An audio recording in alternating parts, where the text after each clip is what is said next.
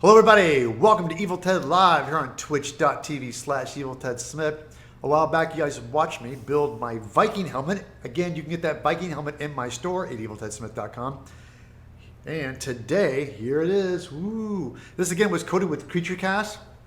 I let this dry for 24 hours. It's nice and dry. So what we're going to do next is we're going to paint this. And that's what we're going to do today.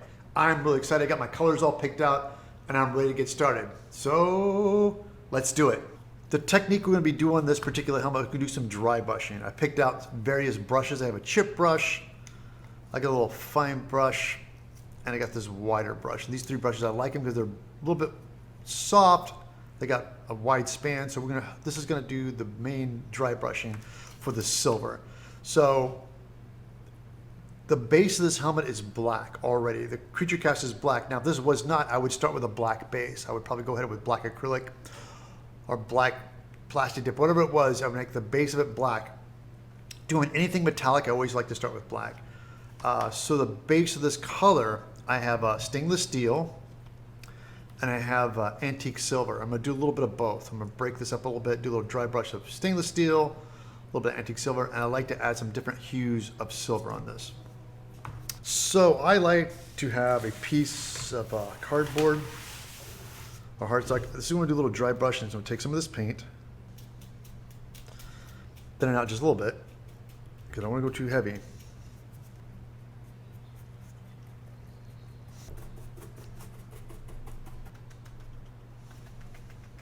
Now that we finished with the stainless steel, we're gonna move on to the antique silver. Now again, I'm just gonna do some very, very small brush on this time. I'm gonna switch brushes and use a smaller brush. I'm just gonna hit some spots. I'm not gonna cover the whole thing. I'm just gonna try to break it by throwing some different colors in there. It's just something about breaking it up with different colors. It kind of helps give it some life. Now I put on 2 coats of silver, but I was informed by a fellow creative friend, Going Ape Cosplay, that if I add a little bit of blue to one of my silvers, it'll make it a little bit more of a different depth and different color. So I'm going to mix some stainless steel with a little drop of blue to make a different color to add I want to get 3 more layers of different silver. Oh, okay. Ooh, wow, it does. Yeah, I like this. Yeah, that's cool. I can see the change in the color now. I like this. Now I'm going to do the same technique on these pieces here, but by dry brushing, I kind of brushed over on this stuff, which happens, which it's fine. I knew that going into it. So what I'm going to do is I'm going to go back with some black acrylic. I go back and just blacken this back out again. We went ahead and get all the borders done black. We're going to move on with our 660 metallic pure gold. I'm going to put this on very light and kind of make it look more like a kind of a bronze or a copper.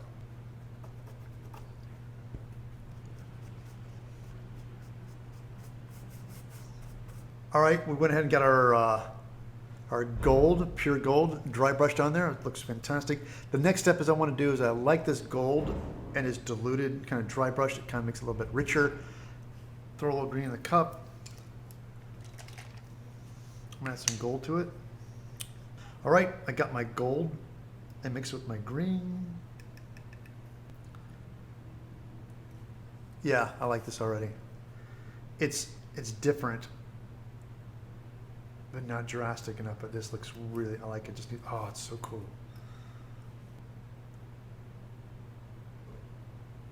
All right, my parts are all dry. The acrylic's ready to be aged. Now, again, what we like to do is I have my 3 oil colors I like to age with. I have my black, I have my burnt umber, and I have the burnt sienna. Now, a little bit of combining these guys a lot. So I'm going to start with some black and a little bit of burnt umber. And a little bit in here.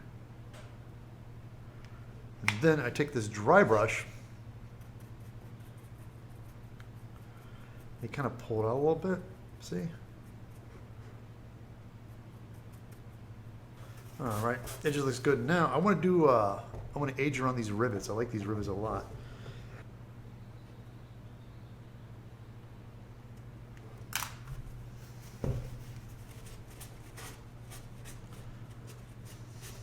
I'm going to take some oil and thin it down with let's see if I can do these rivets faster. When I used to work at the prop house, I would get jobs like this, and I would always have to do something quicker and faster, so I wouldn't have the time to do what I wanted to do, but you still want the same technique, so I figured out what am I going to do. So I took some olive oil, mixed it with my oil paints, made it really thin so I can just wipe it on quickly, like this, wipe it off. See, much faster. So, cover it up, like so, wipe it off. Necessity is the mother of invention. Now, of course, the oil paints takes a while for it to dry. Keep in mind, if you want to seal it, I'm going to do this helmet and put it all together, but I'm not going to seal it until let it sit for a day, let the oil paint dry for a while. On these deep cracks and crevices, I want them to go black, and I was having problems with the black oil bleeding everywhere. That's not what I wanted, so I want to just kind of go with some black acrylic, and then I can just wipe off the excess without it fading. See? I went ahead and got the gold that I used originally to paint it to go back, and I just want to highlight some spots. Now the trick is to use it just a little bit, not a lot. I just want to get a little bit of a highlight. For example, here. Can I go here? All right, we got little highlights of the gold. This looks great, especially on the edges. You can see it catching the light. Looks awesome. Now for the silver areas, there's some highlights I want to do, but I'm going to do that with rub and buff. Now that everything is done, I'm happy with the paint job. I'm going to attach these onto the side of the helmet, and I went ahead and got some leather and cut them into little 6-inch strips. I'm going to tie them on. And my plan is I'm going to head and tie them on and then probably age them later or afterwards. Or should I age them now? Wait a minute, now I'm rethinking something. You know, now I think about it, let's go ahead and just get like a little bit of a black wash. We'll put on the leather and darken them up first, and then we'll tie them on. Since I have the oils already mixed up and I have a little bit of my olive oil, I'm going to put some gloves on and mix up a little blackish and just kind of darken them up a little bit. This really quickly.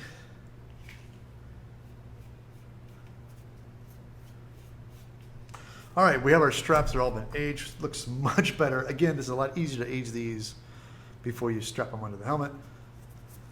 So let's start with the back plate. So let's go push this strap through. All right, there.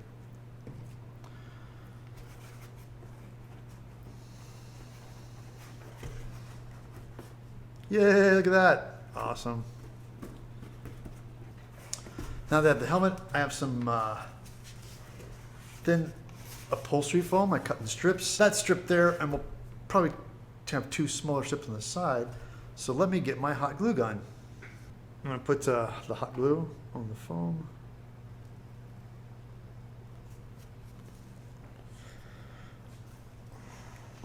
Drop it right smack down the center there. All right, there it is. I went ahead and patted the top and the sides. Let's go ahead and do a test fit.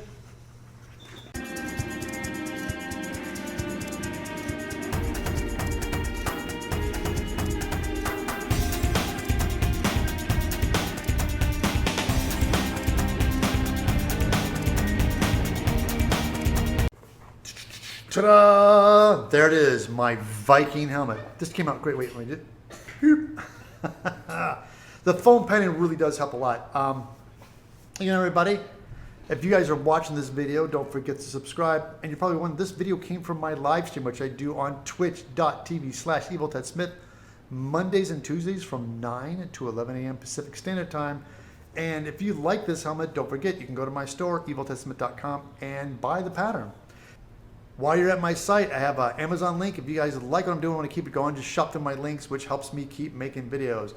Like, share, tell your friends. I had a blast making this helmet. Don't forget to see what I'll be up to next time right here on Evil Ted Live.